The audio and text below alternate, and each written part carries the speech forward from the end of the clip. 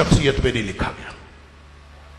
کتابیں صرف مسلمانوں نے نہیں لکھی، غیر مسلموں نے بھی لکھی، ہندوؤں نے بھی لکھی، سکھوں نے بھی لکھی، عیسائیوں نے بھی لکھی، یہودیوں نے بھی لکھی. دنیا کا کوئی مذہب ایسا نہیں جس نے نبی پاک صلی اللہ علیہ وسلم کی سیرت پر لکھا ہو. لیکن سوال یہ ہے کہ جب وہ لکھتے ہیں، بلکہ ان میں سے آپ ایک کتاب لے لیجیے، مائیکل ہارٹ کی دی 100، اس نے 100 لوگوں کا تذکرہ کیا کہ تاریخ انسانی میں جو سب سے زیادہ مؤثر شخصیت ہے، ان 100 لوگوں کا نام لکھا تو پہلے نمبر پہ اس نے لکھا حضرت محمد صلی اللہ علیہ وسلم. وہ ہیں ہی پہلے نمبر پہ. بسم اللہ الرحمن الرحیم. لقد من اللہ علی المؤمنین اذ بعث فیہم رسولا من انفسہم یتلو علیہم آیاتہ ویزکیہم ویعلمہم الکتاب والحکمہ وَإِن كَانُوا مِن قَبْلُ لَفِي ضَلَالٍ مُبِينٍ. یقیناً اللہ نے احسان فرمایا اہل ایمان کے اوپر جب ان کے اندر انہی میں سے ایک رسول صلی اللہ علیہ وآلہ وسلم مبعوث فرما دیے. وہ رسول جو ان کے درمیان اللہ کی آیات تلاوت کرتا ہے اور ان کا تزکیہ کرتا ہے، ان کو پاک کرتا ہے اور ان کو کتاب و حکمت کی تعلیم دیتا ہے. اور اگرچہ اس سے پہلے وہ سب لوگ کھلی گمراہی میں تھے. صدق اللہ العظیم. اللہ کریم نے نبی اکرم صلی اللہ علیہ وآلہ وسلم کو جب دنیا میں بھیجا تو نبی پاک صلی اللہ علیہ وآلہ وسلم کی اس مبعوث کرنے کو احسان فرمایا. آپ سے پہلے انسانیت گمراہی کے اندھیروں میں تھی. آپ صلی اللہ علیہ وآلہ وسلم تشریف لائے، لوگوں کو ہدایت مل گئی. هو الذی ارسل رسولہ بالہدی ودین الحق لیظہرہ علی الدین کلہ. وہ ذات جس نے اپنے نبی پاک صلی اللہ علیہ وسلم کو بھیجا ہدایت دے کر اور دین حق دے کر. ربیع الاول کا مہینہ آتا ہے تو میں اور آپ ہم سب سارے مسلمان جس کے دل میں ذرا سی بھی نبی پاک صلی اللہ علیہ وآلہ وسلم کے ساتھ محبت ہے، وہ کوشش کرتا ہے کہ کوئی نہ کوئی تذکرہ نبی پاک صلی اللہ علیہ وسلم کا ہو جائے، کسی نہ کسی ایسے جلسے کے اندر شرکت ہو جائے جس میں نبی پاک صلی اللہ علیہ وسلم کا تذکرہ ہو رہا ہو. آپ کے تذکرے کی محافل سجائی جاتی ہیں، جلسے ہوتے ہیں، گفتگویں ہوتی ہیں، تقریریں، کانفرنسیں ہوتی ہیں، اور ایک پورا ماحول ایسے بنتا ہے جیسے ربیع الاول کا جو مہینہ ہے یہ گویا سیرت نبوی کا مہینہ ہے، اور سب لوگ نبی پاک صلی اللہ علیہ وسلم کی سیرت سے گویا ایک خاص قسم کا تعلق جو ہے اپنے اندر محسوس کرتے ہیں. یہ ربیع الاول کے مہینے کے اندر یہ سب کچھ ہوتا ہے. میں چند گزارشات جو آپ کے سامنے رکھنا چاہتا ہوں، میں سیدھی چند باتیں آپ کے سامنے رکھوں گا. اللہ کرے آپ کو بھی وہ بات سمجھ آ جائے، مجھے بھی سمجھ آ جائے جو اللہ نے ہمیں سمجھائی. اللہ نے فرمایا لقد من اللہ علی المؤمنین اذ بعث فیہم رسولا من انفسہم. اللہ نے احسان کیا ہے جب نبی کریم صلی اللہ علیہ وسلم کو تمہارے اندر مبعوث کیا. اور احسان کیا ہوتا ہے؟ اللہ الرحمن کے اندر ایک سوال پوچھتا ہے، فَهَلْ جَزَاءُ الْإِحْسَانِ إِلَّا الْإِحْسَانِ. کیا احسان کا بدلہ احسان کے علاوہ بھی کچھ ہوتا ہے؟ گویا جب کوئی احسان کرتا ہے کسی پر تو اس کا بدلہ احسان کے علاوہ اور کوئی نہیں ہوتا ہے. تو یہ سوال ہم سب زبان قال سے اس کا جواب دے سکیں یا نہ دے سکیں، سارا زمانہ زبان حال سے جواب دیتا ہے کہ احسان کا بدلہ احسان کے علاوہ اور کچھ نہیں ہوتا. ہمارے اوپر کوئی تھوڑا سا احسان کر دے، ذرا سا احسان کر دے تو ساری عمر ہم کہتے ہیں کہ اس کے سامنے میری نگاہیں نہیں اٹھتی، اس لیے کہ اس کا میرے اوپر احسان ہے، میں اس کے زیر بار ہوں، میں اس کے سامنے نگاہیں نہیں اٹھا سکتا، اس کا میرے اوپر احسان، میرا محسن ہے۔ اللہ کے بندو، اللہ نے کتنی نعمتیں عطا کی ہیں، گن سکتے نہیں۔ وَإِن تَعُدُّوا نِعْمَةَ اللَّهِ لَا تُحْصُوهَا، اللہ کے جتنے انعامات ہیں، انعام دو طرح کا ہوتا ہے۔ ایک انعام وہ ہوتا ہے جو لینے والے کا حق ہوتا ہے۔ لینے والا جب کوئی کارکردگی دکھاتا ہے، جب اس کی کوئی پرفارمنس ہوتی ہے یا کوئی ماقبل کا کوئی معاہدہ ہوتا ہے، تو اس کو اگر اس کا حق دے دیا جائے تو اس کو عدل کہتے ہیں۔ ہوتا یہ بھی انعام ہے لیکن اس کو عدل کہتے ہیں۔ اور جب کوئی عطا کرنے والا بغیر کسی کارکردگی کے، بغیر کسی وجہ کے، بغیر کسی ماقبل معاہدے کے، خالص اپنی عطا سے وہ عطا فرما دے، بغیر استحقاق کے وہ عطا فرما دے، تو ہوتا وہ بھی انعام ہے لیکن اس کو عدل نہیں کہتے، اس کو احسان کہتے۔ اب اس نگاہ میں اور اس تناظر میں آپ اللہ کی نعمتوں کو دیکھیں۔ اللہ کی کون سی نعمت ایسی ہے جو ہمارا حق بنتا تھا تو اللہ نے ہمیں دی ہے؟ ایک بھی نعمت اللہ کی ایسی نہیں جو ہمارا حق بنتا تھا تو اللہ نے دی ہے۔ اللہ کی ہر نعمت ہمارے اوپر احسان، اللہ کا ہر انعام ہمارے اوپر احسان۔ لیکن اس نے وہ سارے انعامات جن کے لیے وہ فرماتا ہے وَإِن تَعُدُّوا نِعْمَةَ اللَّهِ لَا تُحْصُوهَا، تم گننا چاہو تو انگلیوں پہ کیا گننا، تمہارے کوئی کیلکولیٹر آج تک نہیں بنا، نہ قیامت تک بن سکتا ہے، نہ کوئی سپر کمپیوٹر بن سکتا ہے جو اللہ کے انعامات کو گن سکے، گنا جا سکتا ہی نہیں۔ وہ سارے احسانات، ہر احسان، ہر انعام احسان ہے۔ ہمیں اللہ نے انسان بنایا، ہم نے کوئی اللہ سے سرٹیفکیٹ لیا ہوا تھا یا اس کو کوئی معاہدہ کیا ہوا تھا کہ تو نے ہمیں جانور نہیں بنانا؟ وہ چاہتا تو ہمیں جنگل کا چوہا بلی بنا دیتا، اس نے انسان بنائی، اس کا احسان ہے۔ وہ چاہتا تو کسی کافر کے گھر پیدا کر دیتا، اس نے ہمیں مسلمان بنایا، یہ اس کا احسان ہے۔ اور وہ چاہتا تو کسی اور امت میں پیدا کر دیتا، اس نے نبی اکرم صلی اللہ علیہ وسلم کی امت میں پیدا کیا، یہ اس کا احسان۔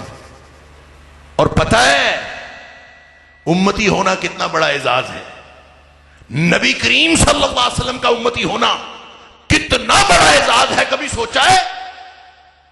سنیے، نبی پاک صلی اللہ علیہ وسلم فرماتے ہیں، بخاری شریف کی حدیث ہے، آپ نے فرمایا کل امتی یدخلون الجنہ، میرا امتی ہونا اتنا بڑا اعزاز ہے کہ میرا ہر امتی جنتی ہے،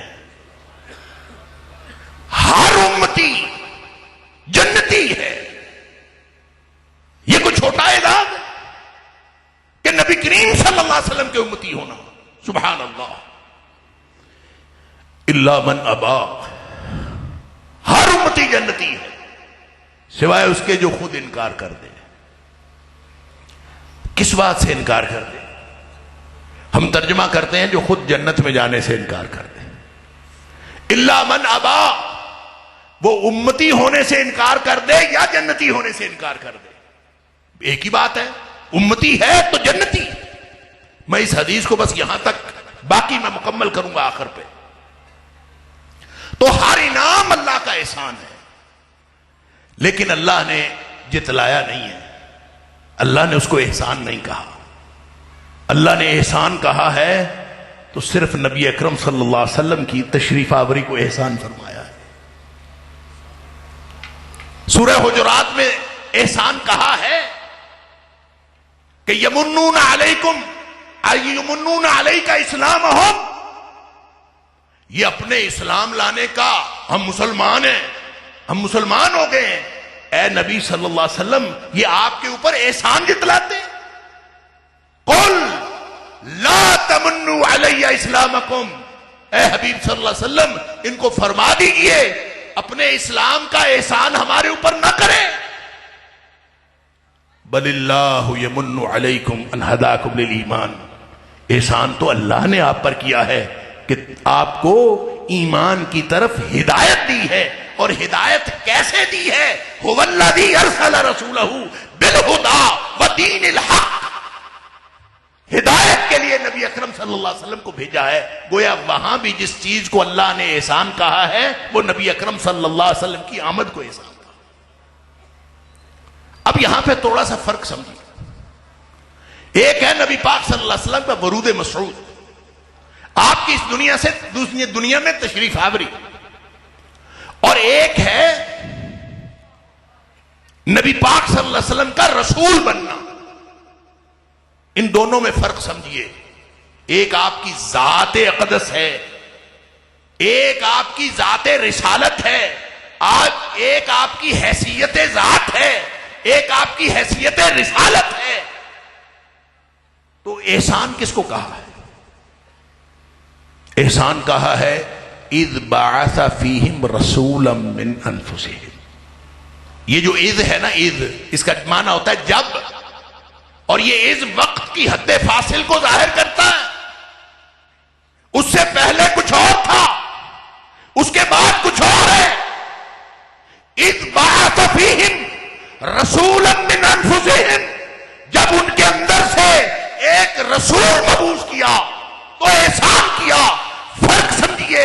جو نبی پاک صلی اللہ علیہ وسلم کا ورود مسعود ہے، بابرکت ہے، دھرتی کو بڑی برکتیں ملی، اہل خانہ کو بڑی برکتیں ملی، عرب کو بڑی برکتیں ملی. نبی پاک صلی اللہ علیہ وسلم کا ورود مسعود بابرکت ہے، اس لیے کہ نبی اکرم صلی اللہ علیہ وآلہ وسلم اپنی ذات کے اعتبار سے بھی اللہ کے بعد ساری مخلوق میں سے افضل ہے. ذات کے اعتبار سے بھی افضل. دو حدیثیں سن لیجیے. ایک دفعہ نبی پاک صلی اللہ علیہ وسلم کے چچا عباس وہ باہر سے کہیں سے آئے. راوی کہتا ہے کانہ سمع شیئا. جب وہ آئے تو ایسے تھا جو کوئی ناگوار بات سن کے آئے. اصل میں ہوتا یہ تھا کہ نبی پاک صلی اللہ علیہ وسلم کی شان میں ہرزہ سرائی کرنے والے جیسے آج کے دور میں ہیں اسی طرح اس دور میں بھی ہوتے تھے. کسی نے نبی پاک صلی اللہ علیہ وسلم کی شان میں ہرزہ سرائی کی ہوگی، اس نے آ کے نبی پاک صلی اللہ علیہ وسلم کو بتا دی. صحابی کہتا ہے فقام علی المنبر، نبی کریم صلی اللہ علیہ وسلم منبر پر کھڑے ہو گئے. آپ نے فرمایا من انا، صحابہ بیٹھے تھے. آپ نے فرمایا من انا، میرے صحابیوں بتاؤ میں کون ہوں. صحابہ نے کہا انت رسول اللہ صلی اللہ علیہ وسلم، آپ اللہ کے رسول ہیں صلی اللہ علیہ وآلہ وسلم. لیکن یہاں نبی کریم صلی اللہ علیہ وسلم نے حیثیت رسالت بتانا مقصود نہیں تھا، حیثیت ذات بتانا مقصود تھا. آپ نے فرمایا انا محمد ابن عبداللہ ابن عبد المطلب، میں عبد المطلب کا پوتا اور عبداللہ کا بیٹا محمد ہوں صلی اللہ علیہ وسلم. اور پھر فرمایا سنو ان اللہ تعالی خلق الخلق، اللہ نے جب مخلوقات پیدا کی فجعلنی فی خیرہم، اللہ نے مجھے ساری مخلوقات میں سے بہترین پیدا کیا. ثم جعلہم فرقتین، پھر اللہ نے مخلوقات کے دو حصے بنا دیے. فجعلنی فی خیرہم فرقتن، مجھے اس حصے میں رکھا جو کائنات کا بہترین حصہ تھا. ثم جعلہم قبائل، پھر ان کے قبیلے بنا دیے. فجعلنی فی خیرہم قبیلتن، مجھے اس قبیلے میں رکھا جو کائنات کا بہترین قبیلہ تھا. ثم جعلہم بیوتن، پھر اللہ نے ان کے چھوٹے چھوٹے گھرانے بنا دیے. فجعلنی فی خیرہم بیتن، مجھے اس گھرانے میں رکھا جو کائنات کا بہترین گھرانہ تھا. فانا خیرہم نفسا وانا خیرہم بیتن، اب کائنات میں میری ذات جیسی کوئی ذات نہیں، میرے گھرانے جیسا کوئی گھرانہ نہیں. نبی پاک صلی اللہ علیہ وسلم کی ذات. پھر نبی پاک صلی اللہ علیہ وسلم نے ایک مسلم شریف کی حدیث ہے، واصلہ بن اسقع رضی اللہ تعالیٰ راوی، اس حدیث میں نبی پاک صلی اللہ علیہ وسلم نے فرمایا اصل میں دنیا میں جو بہترین نسلیں ہیں نا، بہترین نسلیں، ان سب میں سے جو بہترین نسل ہے وہ ابراہیم علیہ السلام کی نسل. اور ابراہیم علیہ السلام کی نسل میں سے جو بہترین نسل ہے وہ آل اسماعیل ہے، اسماعیل علیہ السلام کی نسل. تو اللہ کے رسول صلی اللہ علیہ وسلم فرماتے ہیں کہ اللہ نے آل اسماعیل میں سے، اولاد اسماعیل میں سے ان اللہ اصطفیٰ کنانۃ من ولد اسماعیل، اللہ نے اولاد اسماعیل میں سے کنانہ کو چن لیا. واصطفیٰ قریشا من کنانہ، کنانہ میں سے اللہ نے قریش کو چن لیا. واصطفیٰ من قریش بنی ہاشم، اور قریش میں سے اللہ نے بنی ہاشم کو چن لیا. واصطفانی من بنی ہاشم، اور بنی ہاشم میں سے اللہ نے مجھے چن لیا. گویا نبی اکرم صلی اللہ علیہ وسلم مصطفیٰ ہیں، مجتبی ہیں، اللہ کے چنیدہ ہیں، آپ جیسا کوئی اور نہیں. آپ کا درود مسعود، آپ کی ذات اللہ کے بعد کائنات کی سب سے بزرگ ہستی ہے، لیکن اس کو احسان نہیں کہا اللہ نے. اللہ نے اس کو احسان نہیں کہا. اللہ نے احسان فرمایا اذ بعث فیہم رسولا من انفسہم. اس وقت احسان ہوا جب اللہ نے رسول مبعوث کیا. آخر پہ آیت کے فرمایا وَإِن كَانُوا مِن قَبْلُ لَفِي ضَلَالٍ مُبِينٍ. اس سے پہلے گمراہی میں تھے، رسالت آئی تو گمراہی کی جگہ پہ ہدایت آئی. اور جب کہیں کہ نبی پاک صلی اللہ علیہ وسلم رسول بنے تو کب بنے؟ کسی بچے سے پوچھ لیں کہ نبی پاک صلی اللہ علیہ وسلم رسول کب بنے. ہر بچہ بتائے گا کہ آپ کی عمر مبارک 40 برس ہوئی تو آپ رسول بنے. اس وقت احسان ہوا. اذ بعث فیہم رسولا من انفسہم، یہ احسان ہے. اب اللہ جو احسان کا بدلہ مانگتا ہے، اللہ جب فرماتا ہے حل جزاء الاحسان الا الاحسان، میں نے تو یہ احسان کر دیا کہ تمہارے اندر رسول مبعوث کر دیا، اب میرے احسان کا بدلہ دو. اللہ اپنے احسان کا بدلہ مانگتا ہے. اب وہ بدلہ کیسے دینا ہے؟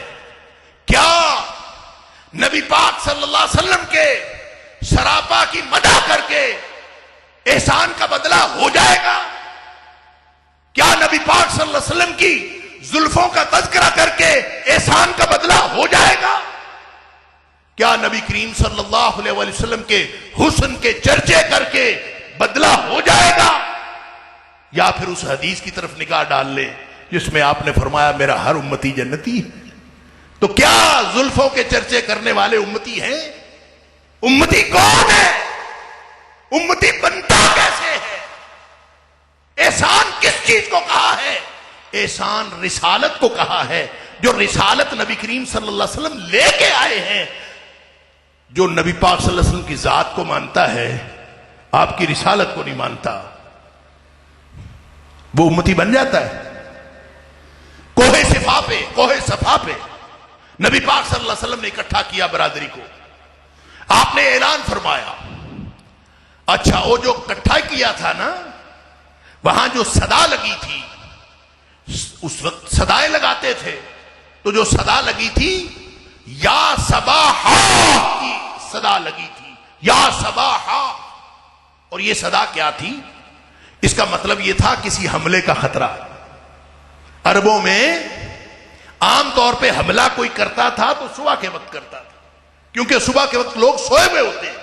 تو صبح کے وقت کوئی حملہ کرتا تھا تو یہ اس قدر بار بار یہ پریکٹس ہوتی تھی کہ صبح کا لفظ حملے کے مترادف قرار پایا تھا. لہذا جب یہ صدا لگی یا صباحا تو اس کا مطلب تھا کوئی خطرہ. سب لوگ بھاگے بھاگے آئے، کوہ صفا پہ اکٹھے ہوئے. نبی پاک صلی اللہ علیہ وسلم نے فرمایا میں اگر کہوں کہ جبل بو قبیس کے پیچھے لشکر چھپا ہے، ابھی تمہارے اوپر حملہ آور ہونے والا ہے، تمہارا کیا خیال ہے؟ سب نے کہا، ابو لہب نے بھی کہا، ابو جہل نے بھی کہا، سب نے کہا ہم مان جائیں گے، اس لیے کہ آپ نے پوری حیات طیبہ میں کبھی غلط بیانی نہیں کی. آپ جو فرما رہے ہیں یہ صحیح ہے، آپ جیسا کوئی ہے نہیں، آپ صادق بھی ہیں، آپ امین بھی ہیں، آپ سچے ہیں، ساری تعریفیں آپ کے لیے ہیں. یہ ابو لہب نے بھی کہا، ابو جہل نے بھی کہا. لیکن جب نبی پاک صلی اللہ علیہ وسلم نے فرمایا میں اس سے بڑے خطرے سے خبردار کرتا ہوں، اور وہ بڑا خطرہ جہنم کا خطرہ، اور آپ نے توحید کا پیغام پہنچایا. تو نہ جب آپ نے پیغام پہنچایا، رسالت بتائی، آپ کی ذات کا مسئلہ تھا تو ابو لہب نے بھی مانا، ابو جہل نے بھی مانا. اور جب آپ کی رسالت کی بات ہوئی، نہ ابو لہب نے مانا نہ ابو جہل نے مانا. تو امتی بن گئے. ذات کو تو مانتے تھے, آپ کے حسن کے قائل تھے, آپ کی صداقت کے بھی قائل تھے, آپ کی امانت کے بھی قائل تھے, لیکن انہوں نے نبی پاک صلی اللہ علیہ وسلم کی رسالت کو نہیں مانا. اللہ جو احسان کا بدلہ مانگتا ہے, اللہ یہ چاہتا ہے کہ تم نبی کریم صلی اللہ علیہ وسلم کی رسالت کو مانو, اپنی زندگیاں اس کے سپرد کر دو. اگر یہ کر لو گے تو یہ احسان کا بدلہ ہے, اگر نہیں کرو گے تو اس کا مطلب ہے پھر تم امتی نہیں ہو. کل امتی یدخلون الجنہ, جس سے پوچھو میں اللہ کے رسول صلی اللہ علیہ وسلم کا امتی ہوں, جو بھی جیسے جتنا مرضی میرے جیسا گیا گزرا ہو, جس سے مرضی پوچھو وہ کہے گا ہاں میں تو امتی ہوں. اللہ کے رسول صلی اللہ علیہ وسلم فرماتے ہیں ہر امتی جنت میں جائے گا الا من ابا, جو انکار کر دے وہ نہیں جائے گا, باقی سارے جائیں. بات اس دور کے ابو جہل اور ابو لہب کی نہیں, ہر دور کے ابو جہل اور ابو لہب کی بات سن لیجئے. جتنا نبی پاک صلی اللہ علیہ وسلم کی سیرت پر لکھا گیا ہے نا, اتنا کسی شخصیت پہ نہیں لکھا گیا. کتابیں صرف مسلمانوں نے نہیں لکھی, غیر مسلموں نے بھی لکھی, ہندوؤں نے بھی لکھی, سکھوں نے بھی لکھی, عیسائیوں نے بھی لکھی, یہودیوں نے بھی لکھی. دنیا کا کوئی مذہب ایسا نہیں جس نے نبی پاک صلی اللہ علیہ وسلم کی سیرت پر لکھا ہو. لیکن سوال یہ ہے کہ جب وہ لکھتے ہیں, بلکہ ان میں سے آپ ایک کتاب لے لیجیے, مائیکل ہارٹ کی دی 100, اس نے 100 لوگوں کا تذکرہ کیا کہ تاریخ انسانی میں جو سب سے زیادہ مؤثر شخصیت ہے, ان 100 لوگوں کا نام لکھا تو پہلے نمبر پہ اس نے لکھا حضرت محمد صلی اللہ علیہ وسلم. وہ ہیں ہی پہلے نمبر پہ. اس کے اوپر بڑے چیلنجز آئے, ان کو لوگوں نے کہا کہ تم نہ کرو, یہ ایسا نہ کرو. وہ یہودی تھا, اس کو یہودیوں نے بھی روکا, اس کو عیسائیوں نے بھی روکا کہ یہ نہ لکھو. اس نے کہا میں نے جو میرٹ بنایا ہے, میں نے جو خصوصیات لکھی ہیں, میں نے جو معیار بنایا ہے, اس معیار کے اوپر پہلے نمبر پر آتے ہی نبی پاک صلی اللہ علیہ وسلم ہے. میں کیسے روکوں, لہذا میں پہلے نمبر پر وہی لکھوں گا. 100 تاریخ کی سب سے زیادہ مؤثر شخصیات پہلے نمبر پہ اس نے نبی اکرم صلی اللہ علیہ وسلم کو لکھا. میں یہ سوال کرتا ہوں آپ سے اور اپنے آپ سے, کیا وہ مائیکل ہارٹ نبی پاک صلی اللہ علیہ وسلم کی اتنی تعریف کر کے وہ امتی بن گیا؟ کیوں؟ اس لیے امتی نہیں بنا کہ اس نے نبی پاک صلی اللہ علیہ وسلم کی ذات کو مانا ہے, اس نے آپ کی رسالت کو نہیں مانا. جو ذات کو مانتا ہے, رسالت کو نہیں مانتا, وہ امتی نہیں ہے. کیرن آرمسٹرانگ کا نام سنا ہوگا آپ نے, ایک عیسائیہ نن ہے, نن تھی بعد میں چھوڑ گئی, بہت ساری کتابیں لکھی. اس نے سیرت پہ 2 کتابیں لکھی. اس خاتون کے بارے میں تو لوگوں کا خیال ہے, ہمارے مسلمانوں کا خیال, کہ وہ اسلام کی بڑی مخلصہ ہے, کہ مستشرقین نے جو دور جدید میں اعتراض اٹھائے اسلام پر, ان اعتراضات کا جواب اتنا مسلمانوں نے نہیں دیا جتنا کیرن آرمسٹرانگ نے دیا, لہذا لوگ اس کو اسلام کی مخلصہ کہتے ہیں. اور اس نے سیرت پر 2 کتابیں لکھی. اس نے پہلی کتاب لکھی محمد دا پروفٹ آف اسلام, 96 میں چھپی. پھر اس نے 10 سال بعد ایک اور اس کی کتاب چھپی 2006 میں, محمد دا پروفٹ آف آور ٹائمز صلی اللہ علیہ وسلم. آپ اندازہ کیجئے, سیرت پہ کتاب, عقیدت تو ہمیں ہو. جو عیسائیہ نن ہے اس کو نبی کریم صلی اللہ علیہ وسلم سے کیا عقیدت ہے؟ یہ ایک الگ موضوع ہے کہ اس نے کتابیں کیوں لکھی, اس کی وجہ کیا تھی, لیکن اس نے ساری نبی پاک صلی اللہ علیہ وسلم کی تعریف میں لکھی. کیا وہ امتی بن گئی؟ نہیں بنی. اس لیے نہیں بنی کہ وہ نبی کریم صلی اللہ علیہ وسلم کی ذات کی تو قائل ہے, آپ کی رسالت کی قائل نہیں ہے. اللہ فرماتا ہے اذ بعث فیہم رسولا من انفسہم, جب رسول مبعوث ہوئے ہیں یہ احسان ہوا ہے, اس احسان کا بدلہ دو گے تو امتی بن جاؤ گے. لہذا فرمایا کل امتی یدخلون الجنہ. سمجھ لیجئے حدیث میرا ہر امتی جنتی ہے الا من ابا، سوائے اس کے جس نے یہ انکار کر دیا۔ کیا انکار کر دیا؟ جنت میں جانے سے انکار کر دیا یا امتی ہونے سے انکار کر دیا؟ اللہ کے رسول بھلا کوئی امتی ہونے سے بھی انکار کرتا ہے؟ من یابا یا رسول اللہ صلی اللہ علیہ وسلم، اللہ کے رسول بھلا جس سے مرضی پوچھو وہ تو امتی ہے، جس سے مرضی پوچھو وہ تو جنت کی امید لگائے بیٹھا ہے۔ من یابا یا رسول اللہ صلی اللہ علیہ وسلم، اللہ کے رسول انکار کون کرتا ہے؟ آپ نے فرمایا سن لو، من اطاعنی فدخل الجنہ، جس نے میری بات مان لی وہ جنت میں چلا گیا، جس نے میری بات نہیں مانی وہ من عصانی، جس نے میری بات نہیں مانی فقد ابا، وہ ایسے ہی ہے جیسے اس نے انکار کر دیا، چاہے امتی ہونے سے انکار کیا چاہے جنتی ہونے سے انکار کیا۔ بات نبی پاک صلی اللہ علیہ وسلم کی نہیں مانتا، اس ہدایت کو نہیں مانتا، وَإِن كَانُوا مِن قَبْلُ لَفِي ضَلَالٍ مُبِينٍ، اس سے پہلے کھلی گمراہی تھی، آپ کی رسالت آئی، اس کے بعد ہدایت آئی، اور اگر کوئی شخص نبی پاک صلی اللہ علیہ وسلم کی رسالت کو نہیں مانتا تو اس کا مطلب ہے وہ ہدایت کو نہیں مانتا، وہ گمراہی کو مانتا۔ یہ ہے مسئلہ۔ اللہ اکبر۔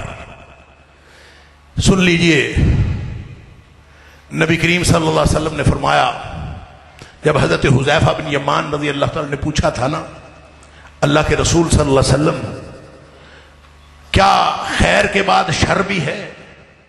کوئی شر کا دور ہے؟ آپ نے فرمایا ہے۔ کیا اس کے بعد کوئی خیر کا دور ہے؟ فرمایا ہے خیر کا دور، فیہ دخن، خیر کا دور تو ہے لیکن اس میں ایک دھوکہ ہے، ایک دھواں ہے، ایک دھندلکا ہے، ایک پیچیدگی ہے، ایک ابہام ہے، ایک کنفیوژن ہے۔ اللہ کے رسول صلی اللہ علیہ وسلم کا دور خیر کا ہے تو کنفیوژن کیسی؟ دھوکہ کیسا؟ دھندلکا کیسا؟ دھواں کیسا؟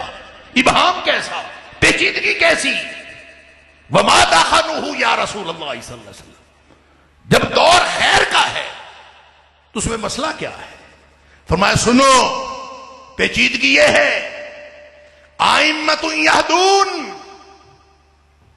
پیشوا پیشوائی کر رہے ہوں گے، اللہ اکبر، مقرر تقریریں کر رہے ہوں گے، ہدایت کا کام جاری ہوگا، لوگ کانفرنسیں بھی کر رہے ہوں گے، لوگوں کو دین بتا رہے ہوں گے، ائمۃ یہدون، سارے معاملات جاری ہوں گے بغیر ہدی، لیکن وہ جو ہدایت پہنچا رہے ہوں گے وہ میری لائی ہوئی ہدایت نہیں ہوگی۔ اللہ اکبر۔ یہ تو اس دور کی بات ہے جو دخن والا خیر ہے۔ اب مجھے نہیں پتا کہ ہم دخن والے خیر میں ہیں یا اس کے بعد آنے والے شر میں ہیں، کیونکہ نبی پاک صلی اللہ علیہ وسلم نے فرمایا تھا جو اس کے بعد آنے والا شر کا دور ہے اس کی تو نشانی یہ ہے کہ دعات الی ابواب جہنم، لوگ جہنم کے دروازوں کی طرف بلا رہے ہوں گے، من اجابہم الیہا، جو بھی ان کی دعوت کو قبول کریں گے، قذفوہ فیہا، وہ ان کو جہنم میں پھینک دیں گے۔ تو بچے گا کون؟ جو مدینے والے کی ہدایت کو مانے گا، مدینے والے کی ہدایت۔ اور سن لیجئے، نبی پاک صلی اللہ علیہ وسلم مسلم شریف کی حدیث ہے، آپ نے فرمایا والذی نفس محمد بیدہ، اس ذات کی قسم جس کے ہاتھ میں محمد کریم صلی اللہ علیہ وسلم کی جان ہے، لا یسمع بی احد من هذه الامہ یہودی ولا نصرانی، جس کے کان میں یہ بات پڑ گئی کہ نبی پاک صلی اللہ علیہ وسلم تشریف لے آئے ہیں، آخری رسول تشریف لے آئے، جس کے کان میں یہ بات پڑ گئی، اللہ اکبر، چاہے وہ یہودی ہو چاہے وہ عیسائی ہو۔ کیا مطلب؟ یہودی اور عیسائی بھی نبی کریم صلی اللہ علیہ وسلم کی امت دعوت ہیں، امت اجابت تو نہیں ہے۔ امت اجابت تو وہ ہوگا جس نے نبی کریم صلی اللہ علیہ وسلم کی بات مانی ہوگی۔ آپ نے فرمایا چاہے وہ یہودی ہو چاہے وہ نصرانی ہو، چاہے وہ اپنے دور میں اپنے دور کے نبی کو مانتا ہو، اگر وہ نبی کریم صلی اللہ علیہ وسلم کو نہیں مانا، یہود لا یسمع بی احد من هذه الامہ یہودی ولا نصرانی، چاہے یہودی ہو چاہے نصرانی ہو، اس نے بات سنی، ثم یموت یوم یموت، پھر جس دن اس کی موت آئی مر گیا. ولم یؤمن بما ارسلت به، جو رسالت میں لے کے آیا ہوں، جو پیغام میں لے کے آیا ہوں، جو قرآن میں لے کے آیا ہوں، جو ہدایت میں لے کے آیا ہوں، اس پر ایمان اس کا نہیں تھا اور وہ مر گیا. الا حرم اللہ علیہ الجنہ، اس کے اوپر اللہ نے جنت حرام کر دی. اللہ اکبر. لہذا سن لیجئے، شفاعتوں کا، نبی پاک صلی اللہ علیہ وسلم کی شفاعت کی تو بڑی امید ہے. آپ کی شفاعت کا تذکرہ بھی سن لیجئے. 2 حدیثیں عرض کر کے بات مکمل کر رہا ہوں. نبی کریم صلی اللہ علیہ وسلم کی شفاعت کا تذکرہ بھی سن لیجئے. نبی کریم صلی اللہ علیہ وسلم نے فرمایا، لمبی حدیث ہے بخاری مسلم میں، کہ جب شفاعت کا موقع ہوگا، لوگ آدم علیہ السلام کے پاس جائیں گے، لگتا یوں ہے جنت جہنم کا فیصلہ ہو چکا ہوگا، لوگ شفاعت کے لیے ڈھونڈ رہے ہوں گے. نبی پاک صلی اللہ علیہ وسلم کے پاس آئیں گے، اللہ کے رسول صلی اللہ علیہ وسلم شفاعت کیجئے. آپ نے فرمایا میں سجدے میں گر جاؤں گا، اللہ کی حمد و ثنا کروں گا، جب تک اللہ چاہے گا میں سجدے میں پڑا رہوں گا. اللہ مجھے حکم فرمائیں گے، اذن فرمائیں گے، شفاعت کی اجازت ملے گی. اللہ فرمائیں گے اٹھو میرے حبیب صلی اللہ علیہ وسلم، مانگو کیا مانگتے. آپ فرماتے ہیں میں کہوں گا کہ اللہ میری امت جہنم میں جل رہی ہے، ان کو جہنم میں سے نکال کے جنت میں ڈال دے. نبی کریم صلی اللہ علیہ وسلم فرماتے ہیں اللہ میرے لیے ایک نشانی مقرر کر دیں گے کہ تو جا اس نشانی کے سارے لوگوں کو جہنم سے نکال کے جنت میں ڈال دے. نبی کریم صلی اللہ علیہ وسلم فرماتے ہیں میں جاؤں گا، جا کے اس نشانی کے لوگوں کو جہنم سے نکال کے جنت میں ڈال دوں گا. ابھی بھی میری بہت ساری امت جہنم میں رہ جائے گی. میں دوبارہ آ کے پھر سجدے میں گروں گا، پھر اللہ کی حمد و ثنا کروں گا، پھر دوسری دفعہ پھر اذن ملے گا، میں پھر عرض کروں گا اللہ میری امت جہنم میں جل رہی ہے، نکال کے جنت میں ڈال دے. اللہ تعالیٰ پھر ایک چھوٹی نشانی مقرر کر دیں گے کہ جا اس طرح کے لوگوں کو بھی جہنم سے نکال اور جنت میں ڈال. نبی کریم صلی اللہ علیہ وسلم فرماتے ہیں میرٹ کم ہو گیا، میرٹ لو ہو گیا، تو چلے ان لو میرٹ کے لوگوں کو بھی میں ان کو بھی نکال لوں گا، جنت میں ڈال دوں گا. ابھی بھی میری بہت ساری امت جہنم میں رہ جائے گی. فرمایا میں تیسری دفعہ پھر اللہ کے سامنے سجدے میں گروں، پھر اللہ سے دعائیں کروں گا، حکم ہوگا، اذن ہوگا، مانگو کیا مانگتے ہو. اللہ میری امت جہنم میں جل رہی ہے، نکال کے جنت میں ڈال دے. اللہ تعالیٰ اتنا چھوٹا میرٹ کر دیں گے. نبی پاک صلی اللہ علیہ وسلم فرماتے ہیں اتنی چھوٹی نشانی اللہ میرے لیے مقرر کریں گے کہ مجھے لگے گا کہ اب تو میں اپنی ساری امت کو نکال لوں گا. اللہ اکبر. اتنا لو میرٹ ہو گیا. نبی پاک صلی اللہ علیہ وسلم کی شفاعت سے فرمایا میں جاؤں گا اس نشانی کے لوگوں کو بھی جہنم سے نکال کر جنت میں ڈال دوں گا. ابھی بھی بہت سارے لوگ جہنم میں رہ جائیں گے اور یہ وہ رہ جائیں گے. اللہ اکبر. فرمایا لا يبقى في النار الا من قد حبسه القرآن. اب جہنم میں صرف وہ رہ جائے گا جن کو قرآن روک لے گا کہ یہ میرے مجرم ہیں، ان کو آپ کی شفاعت فائدہ نہیں دے سکتی. قرآن کے مجرم وہ پھر بھی جہنم میں رہ جائیں گے. نبی پاک صلی اللہ علیہ وسلم کی 3 مرتبہ سفارش کے باوجود وہ پھر بھی جہنم میں رہ جائیں گے. اور نبی کریم صلی اللہ علیہ وسلم نے فرمایا جو میری 3 دفعہ شفاعت کے باوجود قرآن کے مجرم ہونے کی وجہ سے جہنم میں رہ گیا، ای وجب علیہ خلود، اس کے اوپر جہنم کی ہمیشگی واجب ہو گئی، یہ کبھی جہنم سے نہیں نکل سکتا. اللہ اکبر. نبی پاک صلی اللہ علیہ وسلم کو، آپ کی رسالت کو، آپ کی لائی ہوئی کتاب کو، آپ کی لائی ہوئی ہدایت کو اپنی زندگی میں داخل کرنا یہ احسان کا بدلہ ہے. اللہ احسان کا بدلہ مانگتا ہے. اور آخری حدیث سن لیجئے، جگر تھام کے بیٹھیے، مجھ سے تو اس حدیث کا ترجمہ ہی نہیں ہوتا. اللہ اکبر. نبی پاک صلی اللہ علیہ وسلم فرمایا اللہ اور میرے امتیوں سن لو، انی فرطکم علی الحوض، میں تمہارا فرط بن کے حوض کوثر پہ جا رہا ہوں. اور فرط وہ ہوتا ہے جب کسی قافلے نے چلنا ہوتا تھا، عرب میں قافلے چلتے تھے تو جس کسی قافلے نے چلنا ہوتا تھا تو جس نے جو ایک شخص پہلے بھیج دیا جاتا تھا، پیش رو جو پہلے جاتا تھا، وہ جا کے انتظام کرتا تھا کہاں قافلہ پڑاؤ کرے گا، کہاں قافلہ بیٹھے گا، کہاں سے پانی لے گا، کہاں سے ایندھن لے گا، جو سارے انتظام کرنے کے لیے پہلے جاتا تھا اس کو عربی میں فرد کہتے۔ نبی پاک صلی اللہ علیہ وسلم فرماتے امتیو الا انی فرتکم علی الحوض، امتیو دھیان سے سنو، الا خبردار ہو کے سنو، کان لگا کے سنو، ہوش حواس کے ساتھ سنو، میں تمہارا فرت بن کے حوض کوثر پہ جا رہا ہوں، گویا تمہارے انتظامات کرنے کے لیے جا رہا ہوں کہ تم پانی پینے آؤ گے تو میں زیادہ زیادہ پانی پلاؤں گا، اور ساتھ فرمایا انظرکم، امتیوں میں وہاں تمہارا انتظار کروں گا۔ اللہ اکبر۔ نبی اکرم صلی اللہ علیہ وسلم فرما رہے ہیں کہ میں تمہارا انتظار کروں گا۔ وَإِنِّي مُكَاثِرٌ بِكُمُ الْأُمَمَ، جب تم زیادہ زیادہ تعداد میں آؤ گے نا تو میں دوسری امتوں پہ فخر کروں گا، دیکھیں میری امت آ رہی۔ سبحان اللہ۔ اللہ ہم سب کو حوض کوثر کا پانی نصیب فرمائے۔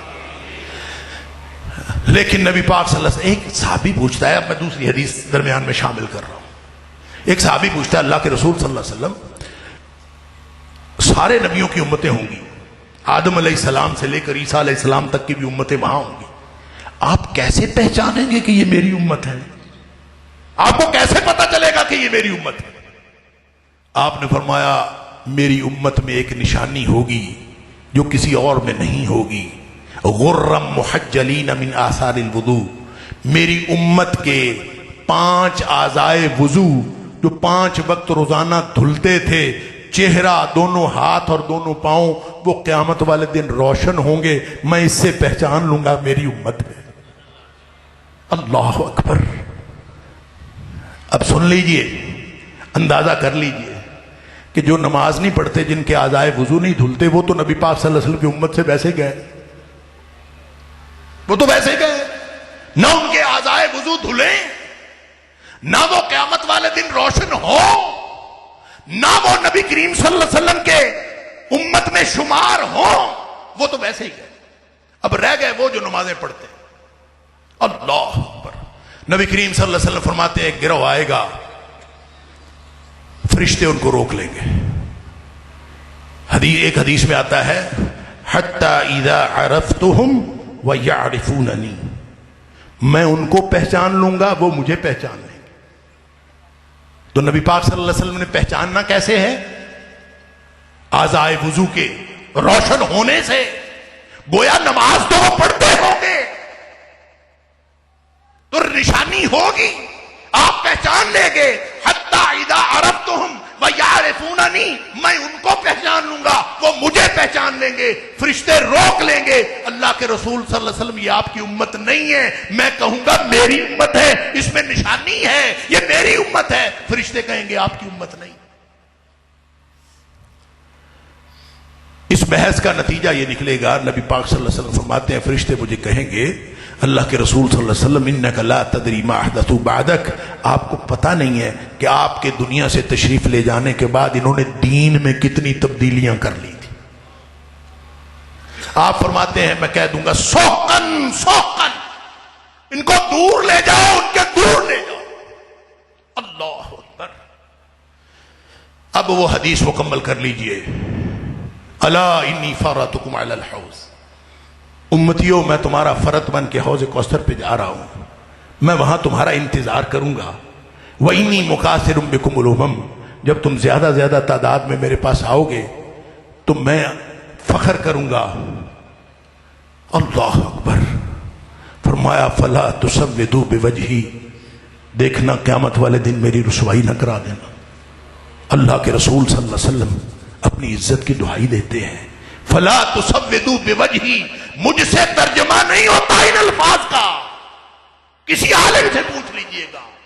اللہ کے رسول صلی اللہ علیہ وسلم اپنی عزت کی دعائی دے رہے ہیں، هل جزاء الاحسان الا الاحسان، اللہ نے تمہارے اوپر احسان کیا ہے، اللہ اپنے احسان کا بدلہ مانگتا ہے۔